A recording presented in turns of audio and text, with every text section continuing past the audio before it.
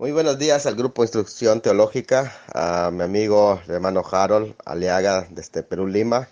Todos mis respetos y admiración también.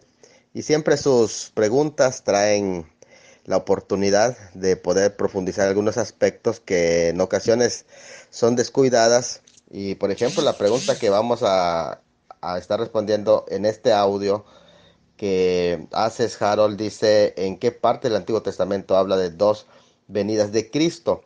Sí, voy a mencionar alguna cita, pero quiero que comprendamos esto, que toda la iluminación que recibieron los primeros cristianos fue progresiva. Eso lo hemos explicado cuando hablamos de las dispensaciones, y que el concepto de los judíos del tiempo de Cristo también no era de una venida dual, o no existía una primera y segunda venida en su concepto, porque esto también fue progresivo. Muchas de las doctrinas fueron progresivas en ese sentido.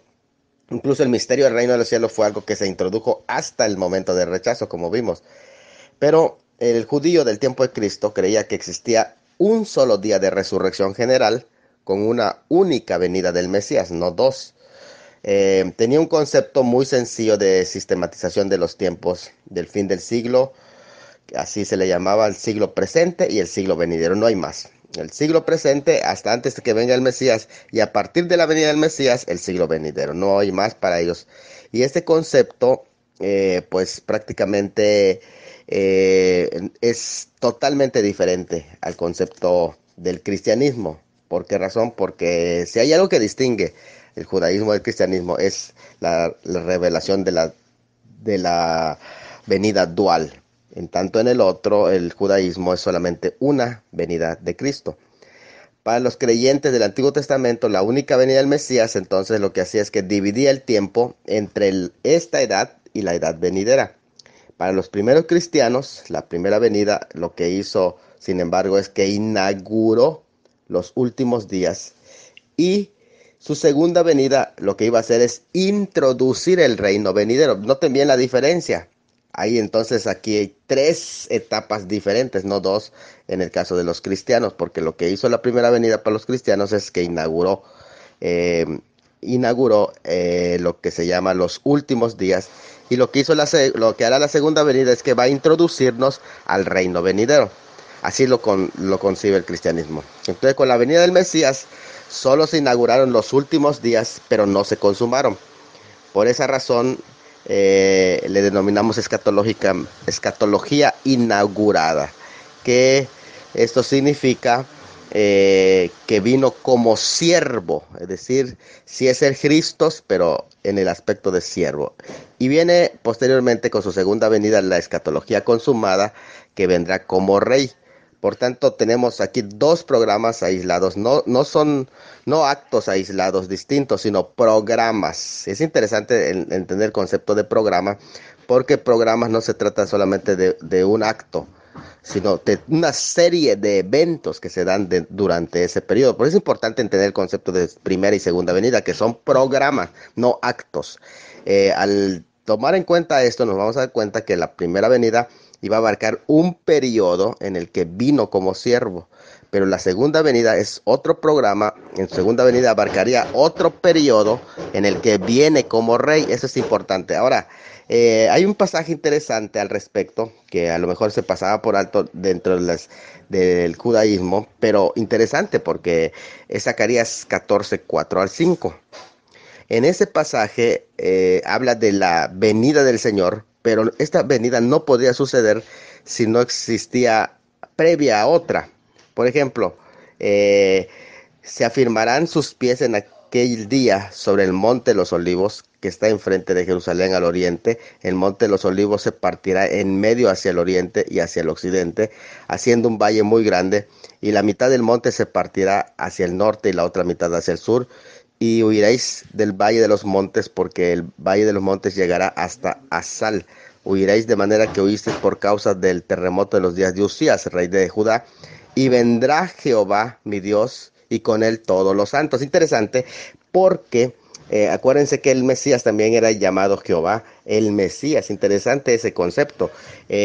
Cuando se presentan pasajes del siervo, el Mesías, como un siervo sufriente, de ahí a que algunos judíos pensaban que habían dos Mesías, uno que iba a venir como siervo sufriente y otro que iba a venir como rey.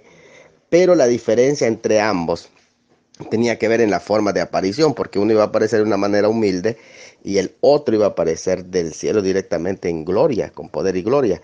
Y sin embargo, aquí hay un punto clave, porque dice vendrá.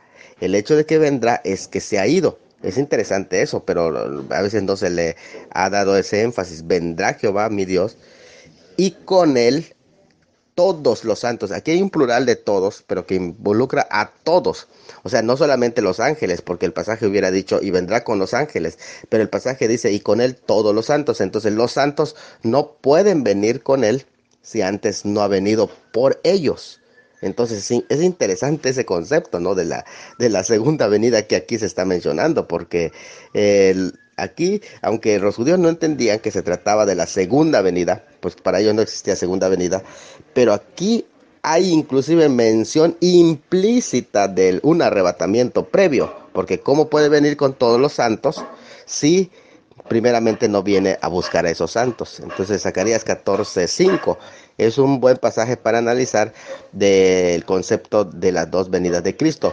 Aunque no es el único pasaje, porque el pasaje de la segunda venida de Cristo, primera y segunda, se nota a la luz de varios otros textos del Antiguo Testamento. Entonces hay que entender que el concepto de la venida como siervo y la venida como rey son dos diferentes programas, y eso es la primera y la segunda venida de Cristo. Dios te bendiga, amigo Harold.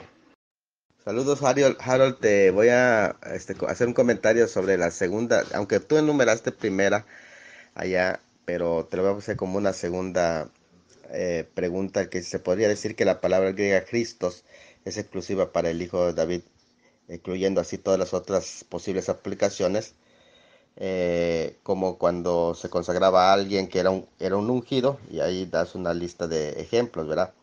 Desde luego que el término ungido, que es un término que se usa para muchas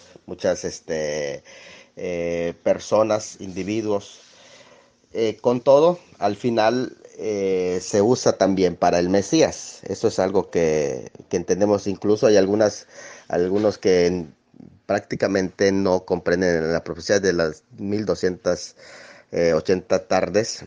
Se habla del Mesías como un sacerdote que tuvo un cumplimiento histórico, pero que algunos, por ejemplo, en el caso de los adventistas, piensan que se trata del Señor Jesucristo.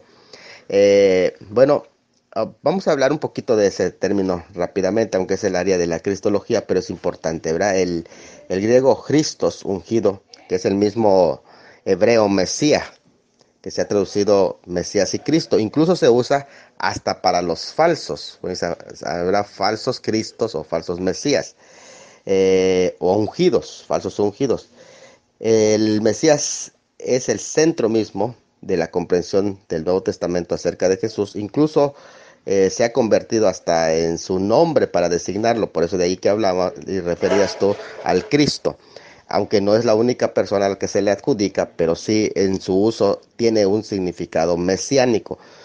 Su significado es básico y se refería a la unión de reyes, profetas, a esa unción de reyes, profetas y sacerdotes, como lo has mencionado. Posiblemente su significado se concretó a un descendiente de David, del que se esperaba que reinara sobre los judíos y les daría la victoria sobre los gentiles, que eran sus opresores en el tiempo durante el periodo llamado el tiempo de los gentiles. Pero Jesús no fue el único que afirmó ser el Mesías. Dentro del judaísmo encontramos algunas personas, por ejemplo en Hechos 5:30 y 5:37 se habla de un tal Judas Galileo. Judas era un hombre de gran honor en esos tiempos. De ahí, ¿por qué? Por la ascendencia o el antepasado Judas Macabeo, que fue un heroico libertador, así que muchos querían llamarse Judas, no como ahora, ¿verdad? De alguna manera, entonces, tenía un significado interesante. Bueno, de allá que se le consideró a esta persona que se adjudicaba el título de Mesías. También se habla de otro Mesías, un egipcio, en Hechos 21, 37 al 38. Incluso, aunque parezca extraño, Jesús no estaba muy ansioso de que se le aplicara el término Mesías, eso lo dice Marcos 16, 20, debido a que el contexto dado quería evitar toda connotación de un liderazgo político y militar únicamente, que no formara parte de un programa respecto al reino en su primera venida. Es decir, que necesitaban ellos entender bien el concepto, así que él trataba de evitar ese término. No temía a la cruz y de hecho en su enfrentamiento con los demonios en Lucas 4:41, así lo hace ver, no les deja hablar porque sabían que era el Cristo y no quería que el pueblo eh, le escuchara hablar porque sabían que de alguna manera iba a representar una mala comprensión del aspecto político nada más, que el pueblo solo quería arrastrar a un tipo a que les dé el reinado mesiánico, pero evitar la cruz de esa manera. Incluso en su juicio ante el sumo sacerdote, él respondió, yo soy, reconoce él, eres tú el Cristo, y dijo, yo soy. Se vio obligado bajo juramento a confesar que era Mesías, por tanto ya no pudo callar en esa ocasión. Es la única vez que se identifica como el Mesías, aunque otros ya le habían llamado así. Él se llama en los evangelios el Hijo del Hombre, porque acuérdense que está hablando de la primera etapa. Pero si lo hizo con la mujer samaritana cuando le preguntó en Juan 4, 25, 26, porque estaba en Samaria y no estaba en Galilea, ni en Jerusalén, y el contexto eh, de alguna manera era diferente en la percepción de lo que era el Cristo. El- la expectación clave entonces de los días de Jerusalén era que el Mesías sería un gobernante político y descendiente del rey David. Y eso es precisamente un concepto que va a abarcar hasta la segunda venida en realidad, aunque ya es el Cristo ahora para nosotros que entendemos el concepto del Mesías de Aarón, un Mesías sacerdote, y habían ellos pensado que había otro Mesías que era de David. Habían dos líneas de Mesías, pero fíjense qué interesante porque en las comunidades del Qumran hablaban, como dije anteriormente en el audio anterior, dos Mesías. Ellos hablaban de un Mesías arónico, sacerdote, y un Mesías davídico, que era rey, esas dos figuras. Pero eso era una rama del judaísmo. En el cristianismo eso se resolvía muy diferente entre la primera y la segunda venida. Así que prácticamente había una diferencia, una distinción entre el Mesías siervo y el Mesías reinante. Entonces, este es el único título que Jesús no dejó al morir y que va a seguir teniendo en su regreso. Va a seguir siendo hijo de David o el Mesías, porque va a venir a reinar. Entonces, aunque ese mesianismo iba a tener dos características, Mesías siervo y Mesías reinante. Entonces eso es importante que lo sepamos porque pues es poder entender el concepto también de las dos venidas de Cristo. Que Dios te bendiga, Harold. Saludos, hermano Harold. Voy a dar respuesta a tu tercer pregunta en el sentido de que dice allá esta pregunta, si el Cristo ya ha venido, ¿por qué no se ha dado un tiempo de paz mundial, conocimiento de Dios, construcción del tercer templo, la reunión de los exiliados y las naciones que ayudarán a Israel materialmente y toda arma para la guerra que iba a ser destruida con la venida del Mesías? Porque así es que lo enseñan un grupo de profecías del Antiguo Testamento, desde luego.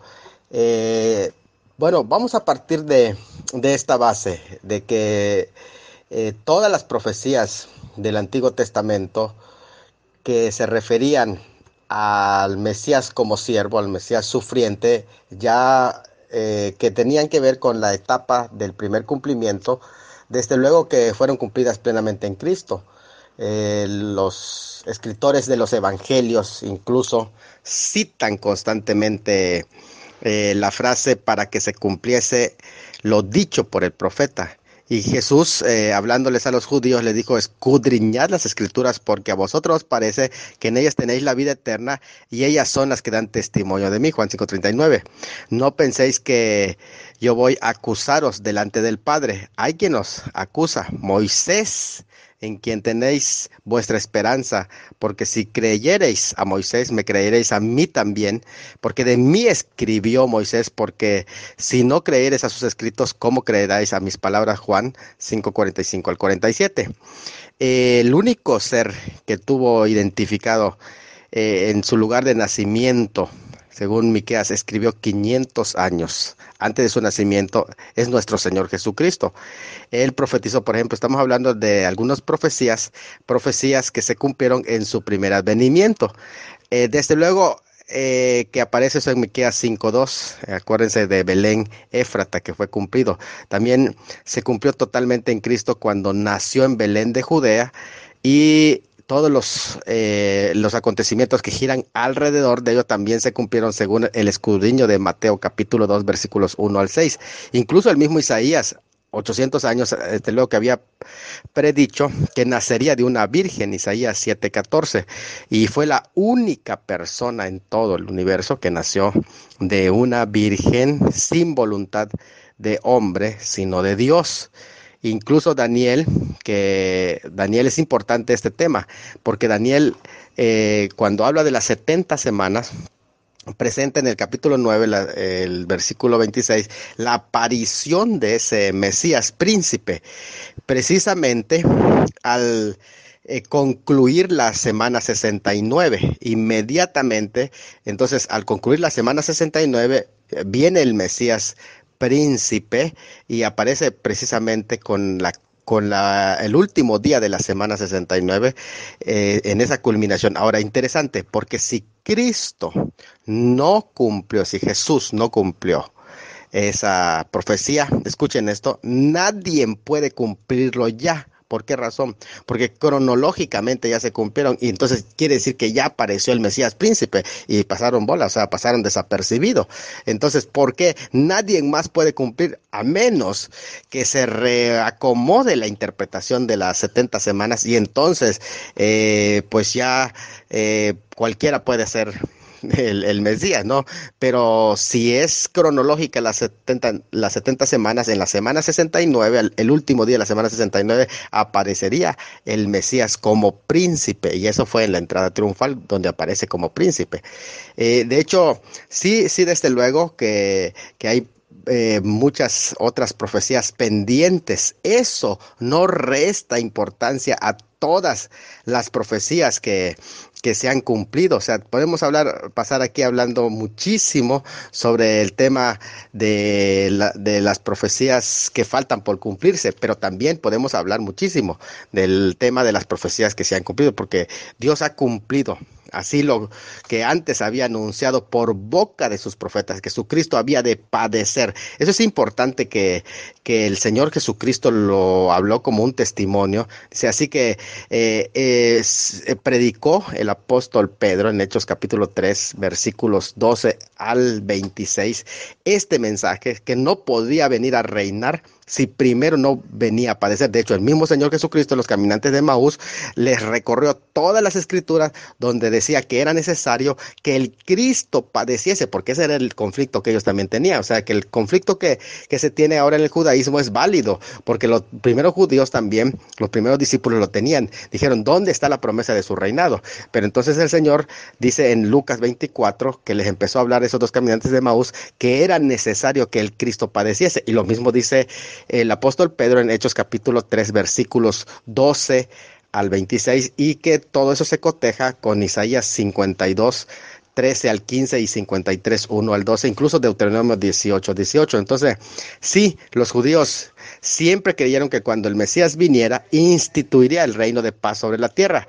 Y hasta los discípulos mismos creían eso, ¿verdad? Sin embargo, también aquí estaba la otra fase, que la primera fase, lo primero era el arrepentimiento del pueblo, pero que tenía que ver con la redención, la obra de redención. Entonces, por eso es que les dijo, no os toca a vosotros saber los tiempos y las sazones que el Padre puso en su sola potestad.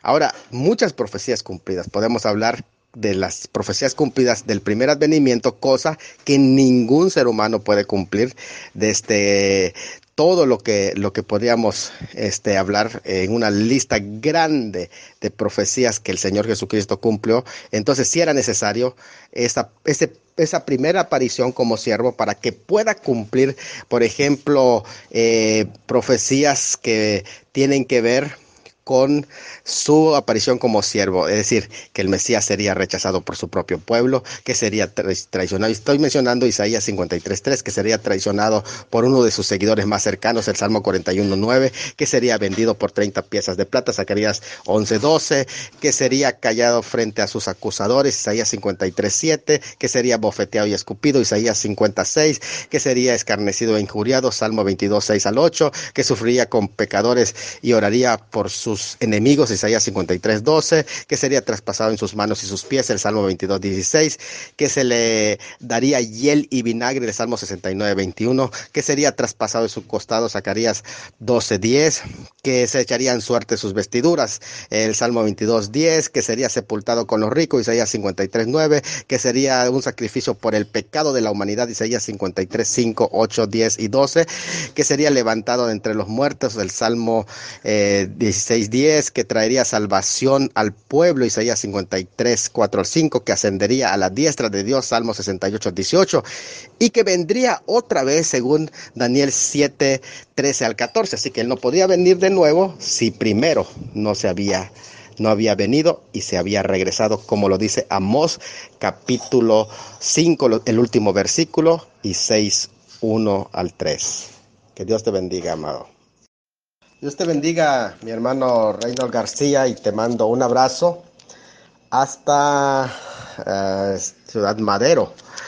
Eh, Me parece que es allí, ¿verdad? Donde estás radicando, y también estás haciendo mucha labor evangelística en toda esa parte del norte. Que Dios te bendiga.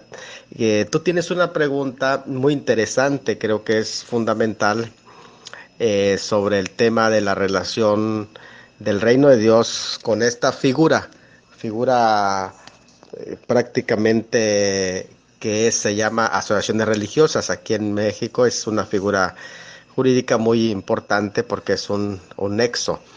Ahora, sí me gustaría hacer las diferencias rápidamente para que podamos ir ubicando todo en su debida dimensión, ¿verdad? En primero, ya hablamos de que el reino de Dios es abarcativo, no solamente el aspecto soteriológico, sino que incluso el aspecto político y en general. Por eso es que en el reino de Dios y se implica tanto a los peces buenos como a los peces malos.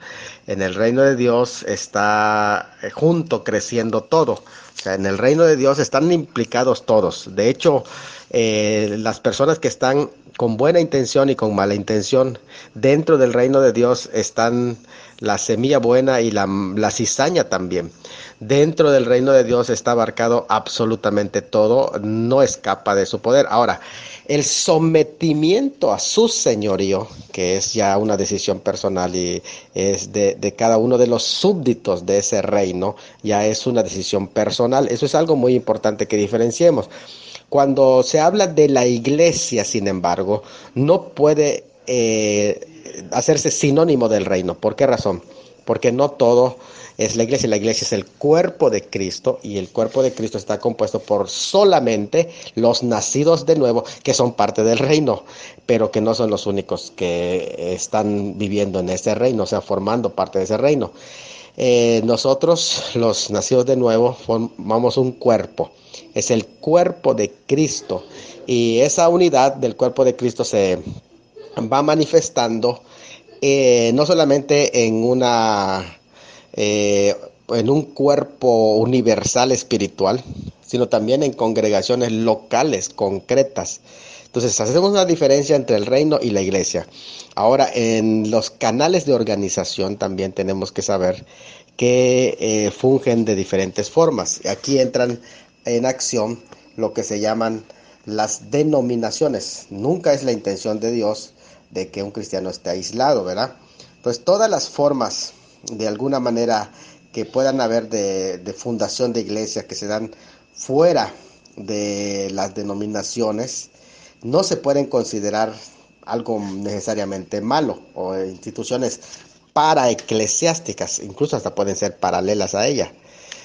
Sin embargo, aunque forman todas, vuelvo a reiterar, las cuestiones políticas y todo, forman parte de ese reino, del reino de Dios, desde luego, hay que tener mucho cuidado de no identificarla como la iglesia, ¿verdad? La iglesia, vuelvo a reiterar, no se trata de una denominación o de una organización. Muchas ocasiones nos volvemos muy separatistas y a una iglesia que se aleja de cualquier forma de cooperación con otras se les denomina separatistas, pues se está aislando del resto del cuerpo de Cristo. Pero las iglesias establecidas muchas ocasiones corren riesgo de separarse del cuerpo de Cristo, como cuando ellos se niegan a trabajar con otras iglesias que encuentran cerca de la misma área, cerca de la misma zona. Si se permanece en un aislamiento, no se puede reflejar la universalidad y la diversidad del cuerpo de Cristo, y menos aún se puede madurar. Ahora, una denominación que desde luego que está formado por miembros del cuerpo de Cristo, pero esa denominación, o sea, no es la exclusiva de la iglesia. Puede ser parte de la iglesia, ¿por qué? Porque algunos de sus miembros son nacidos de nuevo. Pero no el hecho de que, a ver, esta denominación totalmente se va a salvar, no, sino que la organización es parte externa de la organización de la iglesia, y la iglesia está compuesta solo y por todos los nacidos de nuevo. Entonces, de alguna forma, si nosotros nos aislamos de todas esas organizaciones, no podemos crecer y madurar juntos con todo el resto del cuerpo de Cristo.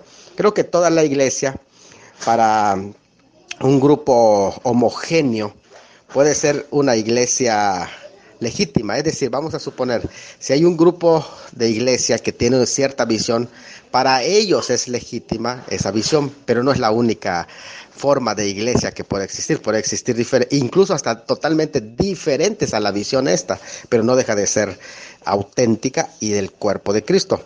Entonces deberemos de aprender a trabajar en equipo, a emprender pasos activos para ir aumentando esa comunión y así demostrar a todos una unidad visible de la variedad que hay en el cuerpo de Cristo. Desde luego que estoy hablando de la unidad entre evangélicos, estoy hablando de aquellos que están sometidos a la palabra de Dios, y aprender a aceptar a otros grupos homogéneos, y también entender la contextualización de otras iglesias en sus sitios de trabajo. Debemos de forjar con otras iglesias que, aunque no son de la misma organización, aunque por ejemplo en la cuestión de asuntos religiosos en general como coordinación, no se puede hacer de esa una sola iglesia, porque esos están para servir a todos, a católicos y evangélicos y a otras religiones. Pero me estoy refiriendo a que las iglesias de una ciudad sí pueden hacer eso, ¿verdad?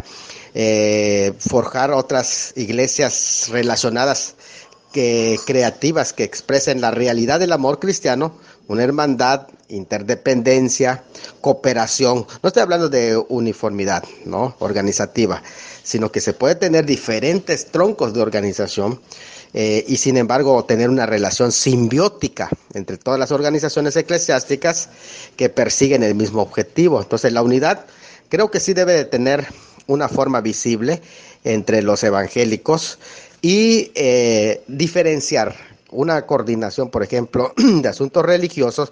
No puede ser una iglesia como tal. De hecho, es una organización paraeclesiástica, o sea, no puede, no está dentro de la estructura de la iglesia. Está afín a la iglesia, está paralela a la iglesia, tiene cierta relación.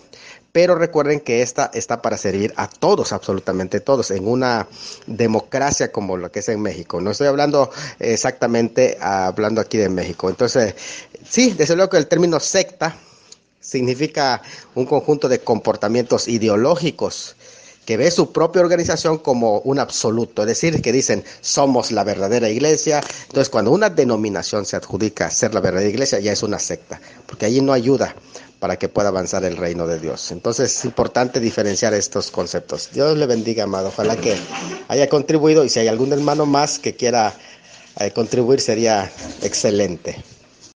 Saludos, hermano Reynold. Sobre su segunda pregunta, ¿qué ocupación tendrá la iglesia? Es algo muy importante, ¿verdad? Que a todos nos interesa porque somos parte del pueblo del Señor. Y lo vamos a basar en las escrituras en el libro de Hebreos. Hebreos 11:16 dice que les ha preparado una ciudad, y Hebreos 11:40 dice a ellos y a nosotros también. ¿A qué se refiere? ¿Quiénes son? Bueno, la Biblia no enseña que en la eternidad habrá dos pueblos, sino uno. Eh, y ni que la iglesia es la totalidad del reino, sino que es parte del reino, ya lo vimos, junto con Israel. Lo que se enseña en la Biblia es claramente es que en el tiempo del milenio, las promesas nacionales se cumplen para Israel cuando ellos estén viviendo en un cuerpo no resucitado, sino sobre la tierra milenial. Estamos hablando, cuando hablamos de los milenialistas y del milenio, estamos hablando específicamente de lo que sucede con los terrícolas, los que estén sobre la tierra. Pero durante el milenio también, pero no son los milenialistas, estaremos nosotros, la iglesia, en la Nueva Jerusalén. Aquí estamos diciendo que no incluye a los israelitas que mueren antes del milenio. Su destino es distinto, pues entran ellos a la eternidad cuando resucitan a la Nueva Jerusalén. Por ejemplo, los creyentes de la era mosaica, aunque aquí, antes de continuar con esto, aunque aquí hay algunas debates al respecto, si los judíos van a tomar cuerpo y reinar en el milenio en la tierra, o se van a la eternidad, y que solamente aquellos que en este tiempo, en el periodo de tiempo de la gracia, judíos y gentiles creyentes, mueran en el Señor en su cuerpo, sean resucitados y se van a la Nueva Jerusalén. Pero los creyentes de la era mosaica que murieron en la fe tienen un sentido celestial, tal y como los que murieron sin fe en ese tiempo están condenados. Entonces eso es importante que lo definamos. Los judíos que hoy creen en Cristo son miembros de la iglesia, pues ese cuerpo se constituye tanto de judíos y gentiles que creen en ese tiempo. Ambos tienen el mismo destino. Y reiteramos esto, las promesas terrenales serán cumplidas en los judíos que estén vivos cuando el milenio empiece y los que nazcan en ese tiempo. Pero eso no es su destino eterno para los milenialistas, sino es temporal para entrar a la eternidad. Este último, que es el destino eterno, pues prácticamente estará determinada por su relación con el Salvador durante ese tiempo del milenio. Para los judíos milenialistas estoy hablando, y para todos en general los gentiles que estén sobre la tierra. No estamos negando una esperanza celestial para Israel junto con la iglesia, pero con toda la Biblia distingue a ambos pueblos. Vean, en Hebreos 12, 22 al 23, la distinción es mantenida porque se habla de varios grupos que estarán habitando la Nueva Jerusalén. Entre ellos están los espíritus de los justos hechos perfectos, ahí aparecen. 2, la iglesia de los primogénitos. Hay una distinción entre ambos, porque unos son del Antiguo Testamento y otros de la iglesia de los primogénitos, aunque su destino es el mismo, la Nueva Jerusalén, pero ese es el destino ya eterno, no milenial.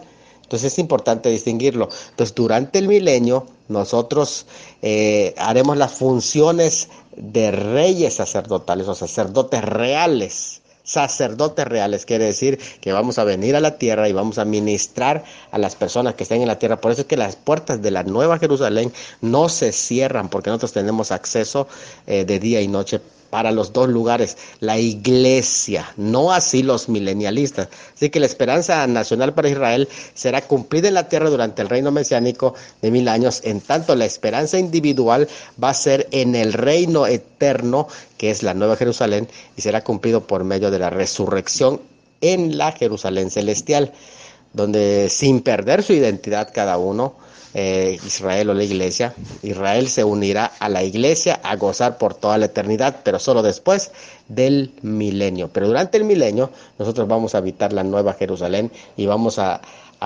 ejercer esa función de sacerdocio real. Es importante ese concepto.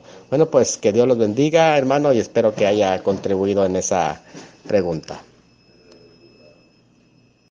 Saludos, hermano Reynold. En esta ocasión voy a responder a lo que es o dar una opinión respecto al tema de que si durante el milenio va a existir la propiedad privada y anteriormente usted también hace mención de la naturaleza de la política durante el reino mesiánico.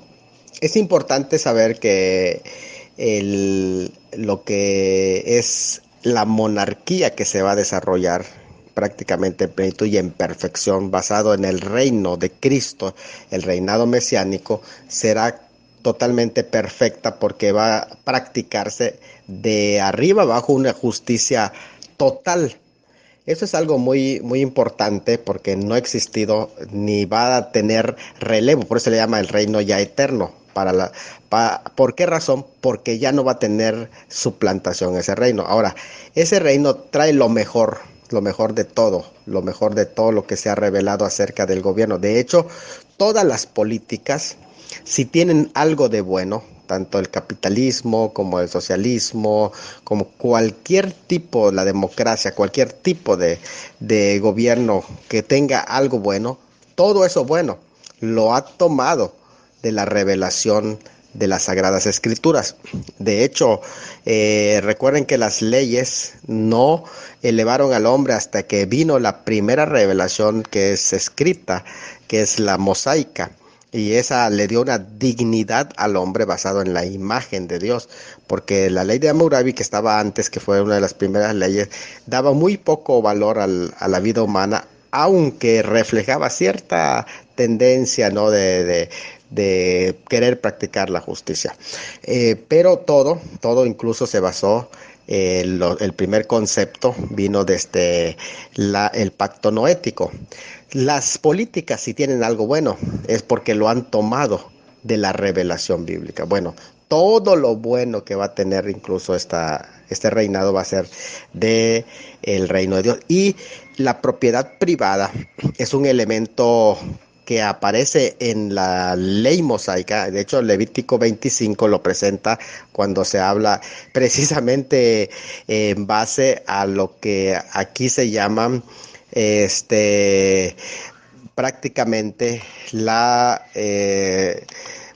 los 50 años que ahí se mencionan, y ese es importante porque este tiempo que dice la palabra del Señor, le llama a esos 50 años, que son prácticamente los 50 años, es un tema muy importante que viene con pues prácticamente la celebración de la liberación. Y cuando viene ese toque de trompeta del año 50, empieza a liberarse las propiedades, porque ahí es donde se habla de la propiedad privada, que ahí en esa mención del año 50, que es el jubileo, es donde se hace las liberaciones de las propiedades. Entonces Dios le da un valor muy importante porque la propiedad le da cierta seguridad a las personas de que algo es propio, y ayuda mucho incluso hasta su propia persona, como también a su familia, la propiedad. Entonces el año de jubileo, hace énfasis sobre eso, y precisamente la proclamación del año de jubileo se refiere al milenio, al reino de Dios. Entonces sí, desde luego que va a existir la propiedad privada. Esto no es una iniciativa del capitalismo, sino que el capitalismo toma ese tema en la escritura, pero le falta un elemento para poder aplicarlo con justicia, ¿eh? Eso es importante ver, que por eso es que el año de jubileo es algo diferente totalmente a todos los capitalismos que puedan existir, pero la propiedad privada ya es presentado en el año de jubileo. Entonces, Dios lo bendiga, hermano, y esperamos que también haya contribuido, y también en el grupo habrá otras personas que pueden apoyar para aportar acerca de este tema. Muy buenas tardes, hermano Gabriel Novelo. Te mando un abrazo hasta Yucatán, desde Cozumel, Quintana Roo, del pastor Salomón de la Cruz. Tu pregunta dice: la parábola de las 10 vírgenes no se puede aplicar como una preparación antes del arrebatamiento. Es una pregunta muy importante, porque todos queremos predicar y saber que estamos en lo correcto al usar hermenéuticamente los pasajes. En el primer volumen, hermano Gabriel Novelo, que hablamos en el primer fascículo de toda la serie de mis libros de escatología. El primer fascículo se llama 8 bases indispensables para el estudio de la escatología. Hay una sección de una de las bases que es la hermenéutica. Y el uso de la hermenéutica, hablábamos de la interpretación y la aplicación de los pasajes. Son dos cosas diferentes. Cuando se habla de la interpretación, que es única y que tiene que ver con personas concretas, en ese sentido Mateo 24 es una palabra dirigida a los representantes legales del pueblo de Israel, que prácticamente son los judíos. Todavía la iglesia no había sido inaugurada porque ella fue inaugurada el día de Pentecostés. Por lo tanto, Mateo 24 y Mateo 25 pues son palabras que aluden prácticamente al pueblo de Israel y a su restauración final, es decir, que el reino que ellos rechazaron será ofrecido a otros judíos del tiempo del fin, que prácticamente estamos ya en vías, ¿verdad? Y se refiere al periodo de la gran tribulación. Por eso es que Mateo 24 casa bien con Apocalipsis capítulo 6, todos los sellos, así como van pasando el capítulo 24. Bueno, sin embargo, eso se llama interpretación, pero la aplicación, y aquí incluye la interpretación de la parábola de las 10 vírgenes, sí, son para el pueblo de Israel, pero la aplicación, también mencionábamos lo que es la aplicación. En este caso hay 6 parábolas en Mateo 24 y Mateo 25 que hablan acerca de la necesidad de velar. Todos transmiten el mensaje de velar, pero el término velar es un mensaje que es dado para todos los tiempos. Siempre las personas tienen que estar velando. La iglesia tiene que estar velando en espera del arrebatamiento, pero Israel para el tiempo de la gran tribulación tiene que estar velando en espera de la segunda venida o la epifanía o manifestación gloriosa. Entonces es importante saber que la aplicación del término velar y estar preparados es una actitud que es útil, esa exhortación tanto para la iglesia como para Israel. Entonces puede usar ese pasaje para dar la aplicación, sí se puede usar en el sentido de velar. Sin embargo, cuando vamos a la interpretación nos damos cuenta que si se va a hacer apología, tenemos que saber que la parábola de las 10 vírgenes se refiere a Israel porque son las 10 vírgenes, son los dos grupos en el pueblo de Israel durante la gran tribulación, los grupos que van a caer en apostasía y la otra mitad que no cae en apostasía y que esperan al novio, pero que el novio viene ya a celebrar con su novia, ya casado, ya viene con su esposa a celebrar las bodas y están esperando. Las vírgenes no se casan con el novio, el novio viene ya con su novia, que es la iglesia. Entonces es importante saber esto. Bueno, pues te mando un abrazo y gracias porque es una pregunta muy importante también que tiene que hacer la diferencia entre interpretación y aplicación. Que Dios te bendiga y te mando un abrazo de nuevo hasta Yucatán, amado. Dios te bendiga, mi hermano Arriaza de Guatemala. En este momento, pues saqué el tiempo porque he estado muy ocupado, apenas desocupándome.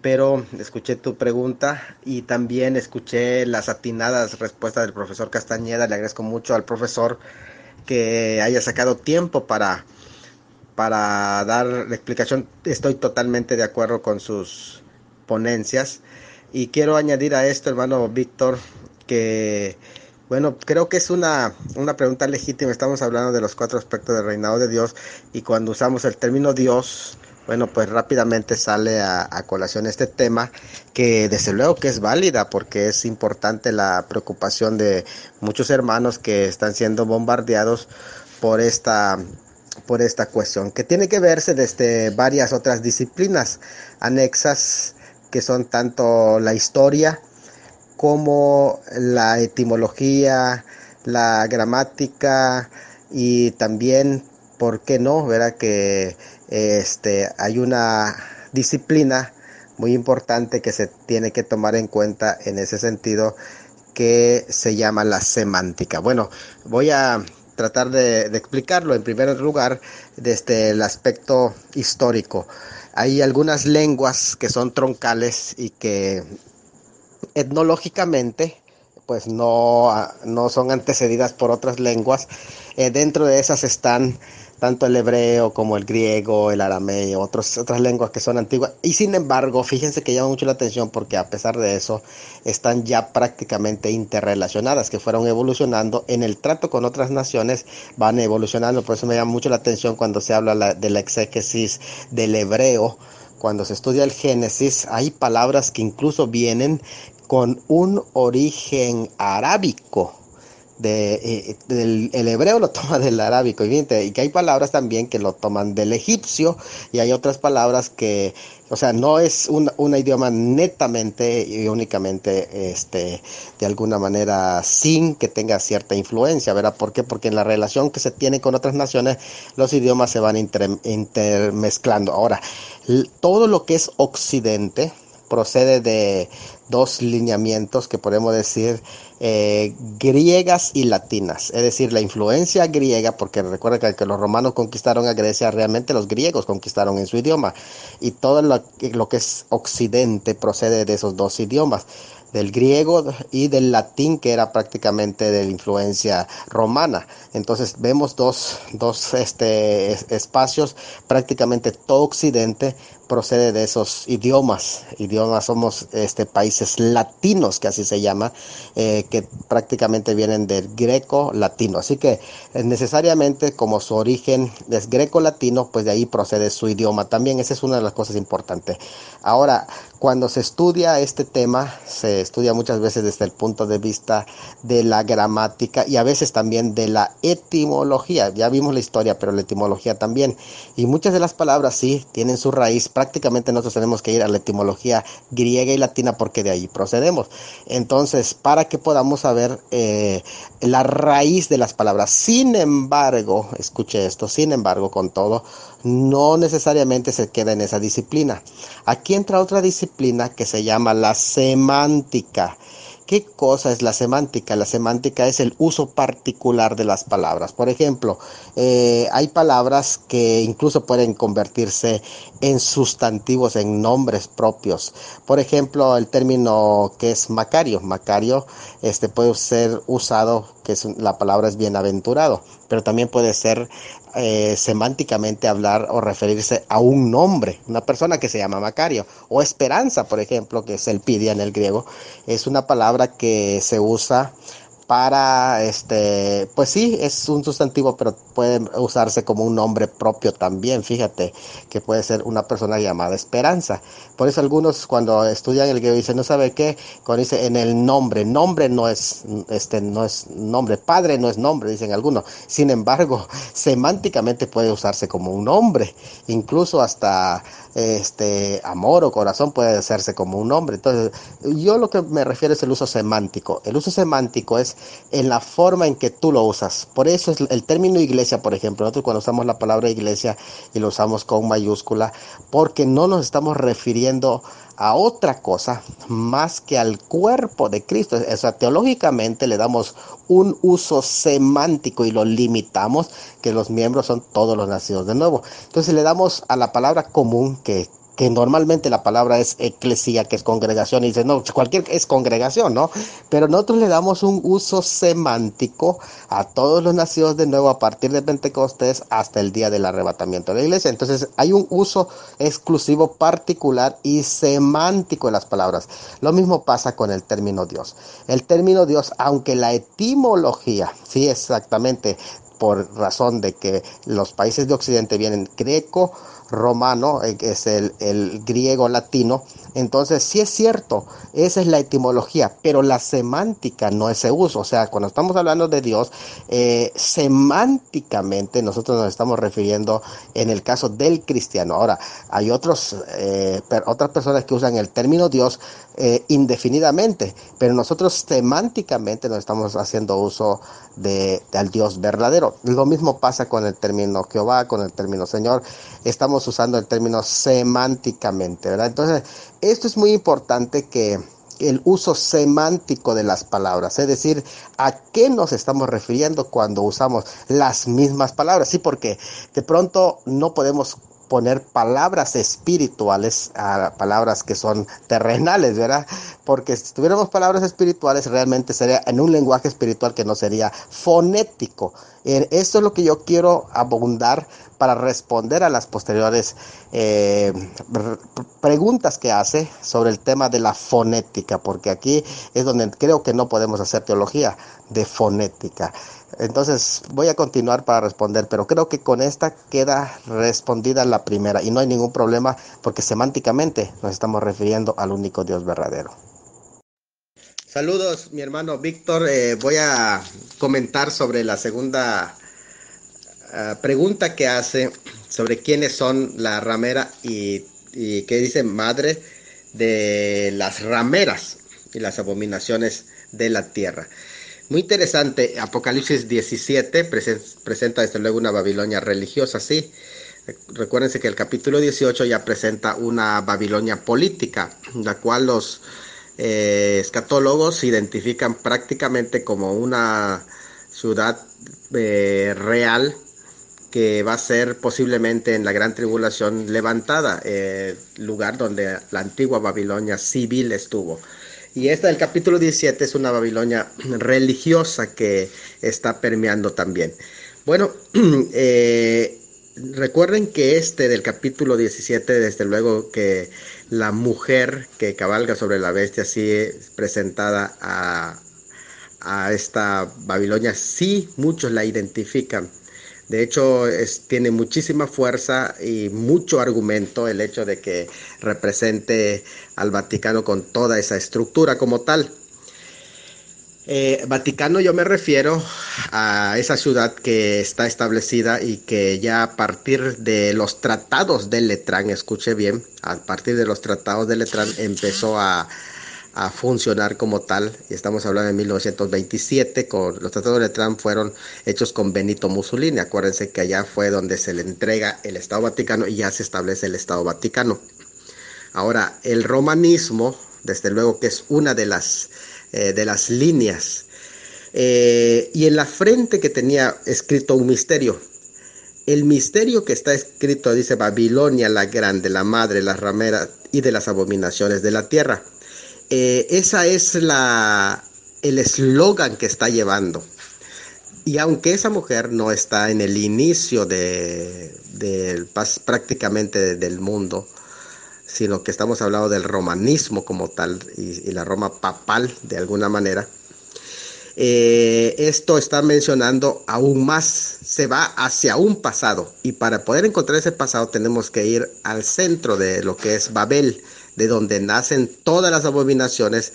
Y interesante porque dice que tiene escrito un misterio, y en la palabra misterio que aquí se utiliza, desde luego que tiene muchas identificaciones con el romanismo también, pero generalmente se refiere a todo el misticismo que se dio en Babel y que fue diseminado a todo el mundo. La confusión fue llevado a todo el mundo, que fue llevado a Medio Oriente, que fue llevado hacia lo que es Grecia y a todas las culturas, todo lo que es la idolatría fue llevado a partir de Babel. De hecho, hay algo muy interesante que debemos de saber, que de Babilonia, tanto por medio del cautiverio, después del cautiverio babilónico, va surgiendo una línea de la influencia babilónica sobre el judaísmo. Fíjense, es interesante eso, sobre el judaísmo, de allá que surgen todos los escritos que son llamados apócrifos durante el periodo intertestamentario, que también llevaban mística de Babilonia. Eso es muy interesante. Pero de Babilonia también se fue a Persia, y de Persia también se fue influido a los griegos. Y de los griegos también se influyó a Roma, y de Roma pasó a lo que es el romanismo como tal, o sea, la iglesia romana.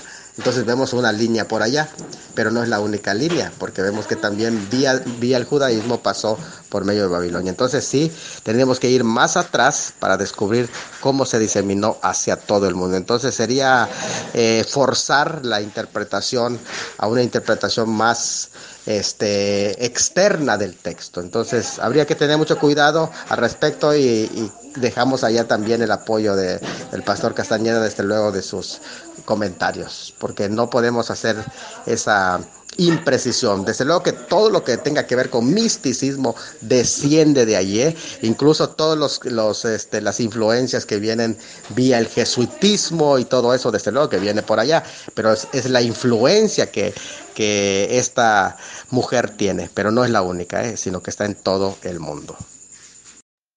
Mi hermano Víctor Arriaza desde Guatemala nos ha escrito y nos ha grabado este audio donde nos hace una pregunta sobre el término Señor, ya que el libro de Oseas presenta una advertencia prácticamente a que no se usará el nombre de los Baales o señores.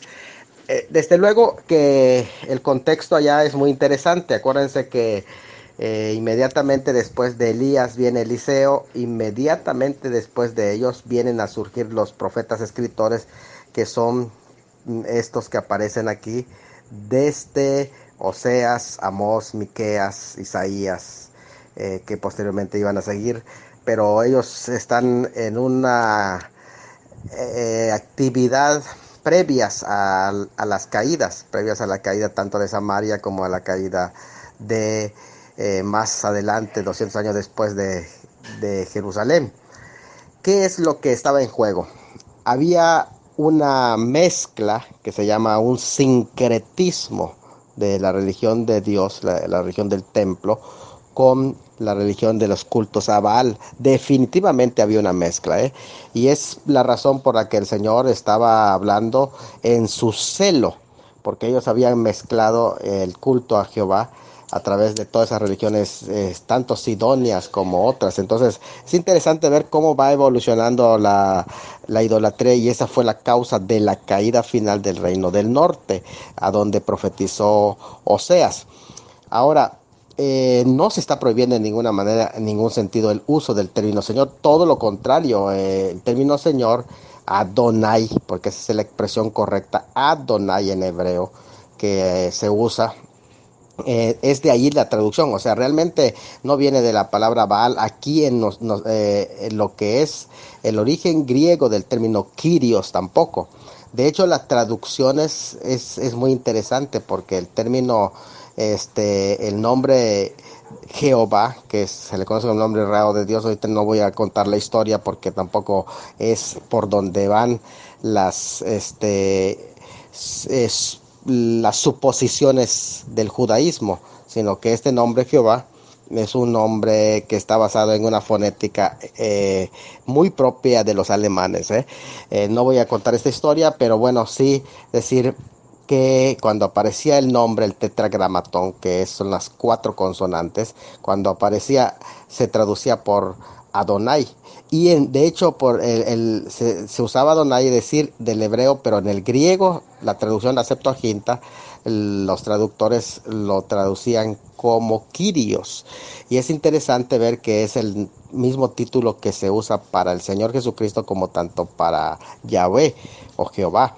Entonces, todo lo que es el Nuevo Testamento se le llama Señor. Ahora, esto es una lección también muy importante, porque en Juan 15, por ejemplo, o sea, si vamos a hacer discusiones que deberíamos de ver que nos den fruto, porque por ejemplo en Juan 15:15 nos dice: ya no les llamaré siervos, porque el siervo no sabe lo que hace su señor, pero les llamaré amigos.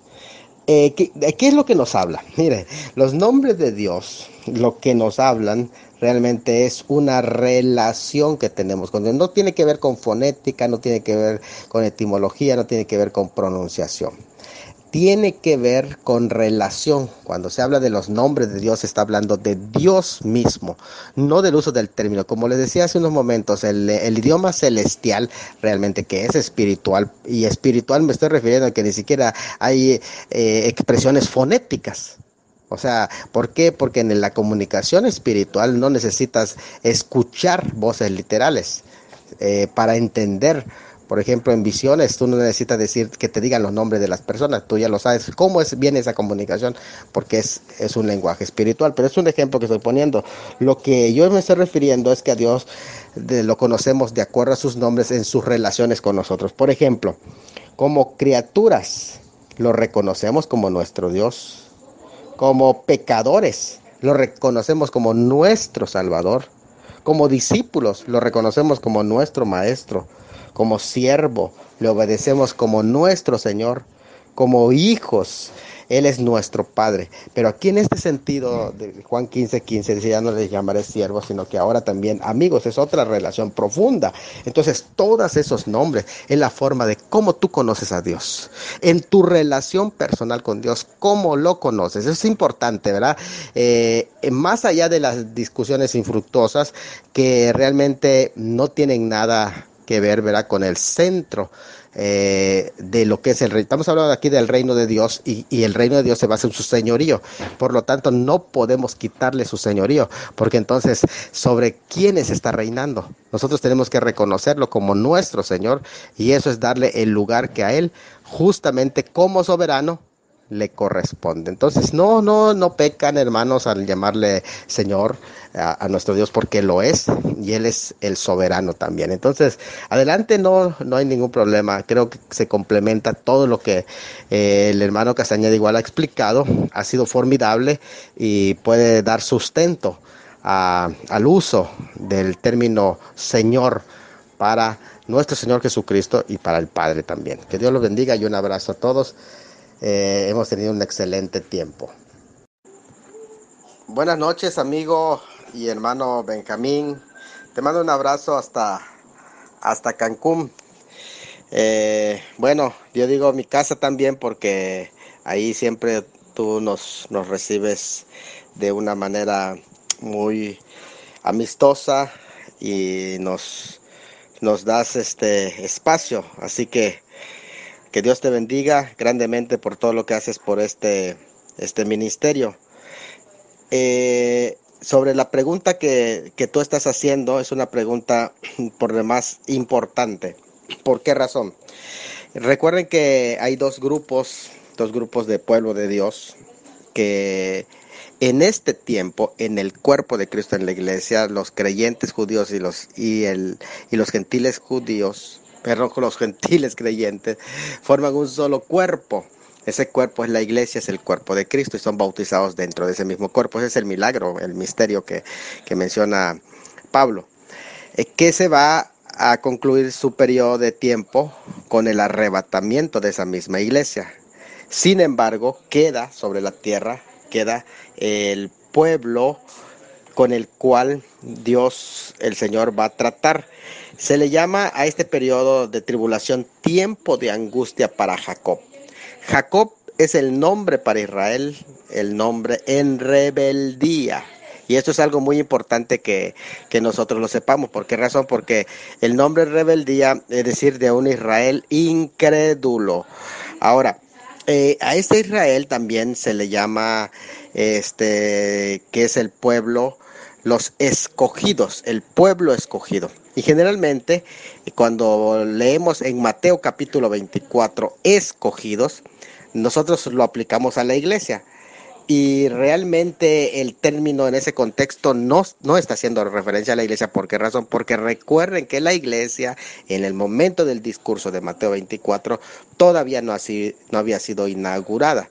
Por lo tanto, todos los presentes que estaban escuchando el discurso de Mateo 24, que eran los representantes federales del pueblo de Israel, los líderes judíos, prácticamente ellos son los que estaban recibiendo ese mensaje, esa palabra. Y es importante saber entonces que cuando se refiere en Mateo 24 a los escogidos, no se está haciendo referencia a la iglesia, se está haciendo referencia a los escogidos del pueblo de Israel.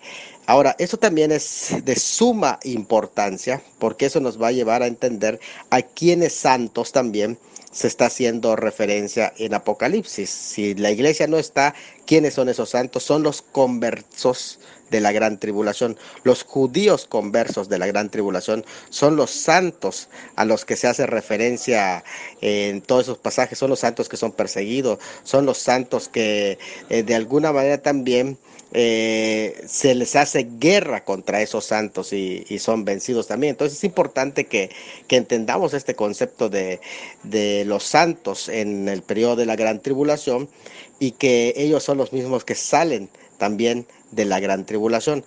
Y es la razón por la que cuando nosotros hacemos las comparaciones del pueblo que es reunido, del pueblo que es escogido, del pueblo que es convocado, en Mateo 24, que dice inmediatamente después de la tribulación de aquellos días, no es el pueblo de la iglesia, sino que son los escogidos, los escogidos. Interesante porque algunos piensan que el rapto viene después de la tribulación de aquellos días, pero lo que hay ahí, hay una reunión, pero no un jarpazo. Mateo 24, por ejemplo, usa la palabra una reunión episunagro, que quiere decir recoger sobre sí mismo, juntar, convocar. Esos escogidos son prácticamente vienen a un segundo éxodo, escogidos judíos. Es importante que sepan esto porque esos escogidos son mencionados en Isaías 41, 8 al 9, en Isaías 44, 1, 2, en Isaías 45, 4, Isaías 65, 9, Jeremías 2, 21, Ezequiel 25, Zacarías 1, 17, Zacarías 2, 12 habla de ese grupo de escogidos. Por lo tanto, no se refiere al contexto de la iglesia, sino a los escogidos del pueblo de Israel. Esos son los santos a los cuales se le hace guerra durante el periodo de la tribulación. Entonces, es importante, gracias hermanos, esa nota que das es muy importante, esa observación, porque algunos topan con esa interpretación y dicen, no, aquí está la iglesia. Y nos damos cuenta que no es la iglesia, sino que es Israel, los santos judíos, son los santos del periodo de la tribulación. Que Dios te bendiga y un abrazo, amigo Benjamín.